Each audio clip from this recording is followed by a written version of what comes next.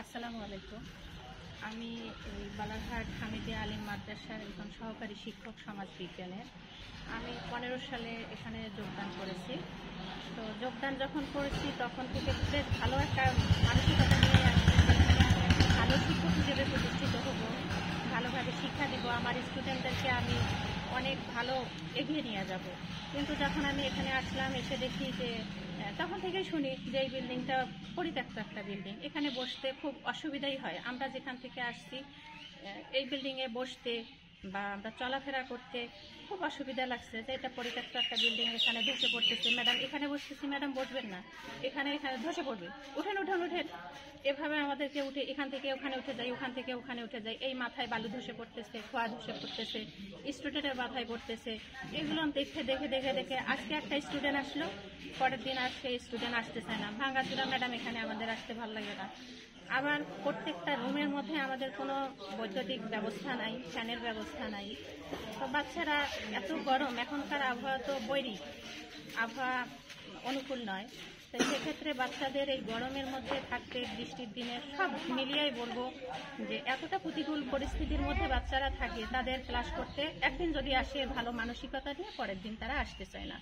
এভাবে দেখতে দেখতে 2 জন 4 জন করতে করতে আমরা স্টুডেন্টও ভালো পাই না, আমাদেরও মানসিকতা নষ্ট হয়। আমরা আজকে যে স্টুডেন্টকে পেলাম, কালকে তাকে আমরা আর পাই না। সেক্ষেত্রে আমাদেরও আর আসলে আমরা যে কি শিক্ষা দিব, আমরা একটা পজিটিভ মানসিকতাটা সেটা আমাদেরও থাকে না।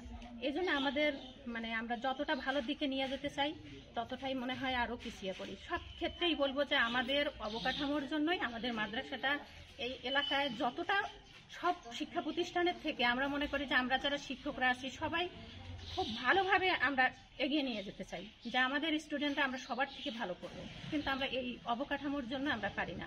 এখানে আমাদের অনেক উপকরণ আসছে ল্যাবের, আমরা সেগুলো এখন পর্যন্ত সেটই করতে পারিনি, কোথাও রাখতে পারিনি। এখন পর্যন্ত সেগুলো ওই কার্টুনে কার্টুনেই রয়ে গেছে।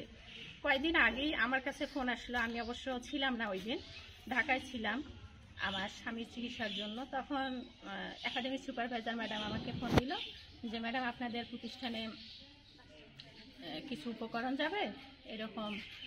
তা আমি তো পাচ্ছি না, যোগাযোগ করতে পারছি না। তো পরে ফোন দিয়ে শুনলাম যে অনেক উপকরণ আসছে, সেগুলো সেট করা নিয়ে মহা মুশকিল। সেট তো করতেই হবে, উপর থেকে আদেশ। আমাদের দুঃখের বিষয়, একটা আমরা মনিটর কোথাও সেট করতে পারছি না, কোথাও সেট করার মতো আমাদের উপায় নেই। তারপরে দুঃখজনক কষ্ট করে রিস্ক নিয়ে এখানে একটা মাত্র সেট করছে, বাকিগুলো ওভাবেই রয়ে গেছে। এই পরিস্থিতি থেকে উত্তরণ কিভাবে সম্ভব বলে আপনি মনে করেন? আমি মনে করি যে প্রশাসনিক দিক থেকে যদি একটু দৃষ্টি এদিকে দেওয়া যায়, খুব বেশি লাগবে না, একটু আন্তরিকতা হলেই বোধহয় আমরা এগিয়ে যাব। আপনাদের একটু সুদৃষ্টি হলেই আমরা এগিয়ে যাব। আচ্ছা, এই পরিত্যক্ত বিল্ডিংটার বিষয়ে একটু বলেন। পরিত্যক্ত বিল্ডিংটা আমরা অনেক ঝুঁকির মধ্যে আছি। এখানে আমার মনে হয় যে আমরা একদিনও আমাদের অবস্থান করা উচিত নয়। সেখানে আমরা দিনের পর দিন রয়েছি। আপনি ভূমিকম্প বলেন, ঘূর্ণিঝড় বলেন, যে কোনো পরিস্থিতিতেই আমরা এক মুহূর্ত আমাদের এখানে থাকা উচিত নয়। এমনকি আমরা বাচ্চাদের নিয়ে তো আমরা মাঠের মধ্যে ক্লাস করাই, এই গরমের মধ্যে মাঠের মধ্যে ক্লাস করাই, বৃষ্টির গরম সব কিছু মিলে আমরা অনেক অসুবিধার মধ্যে আছি, যেটা বলার মতো নয়।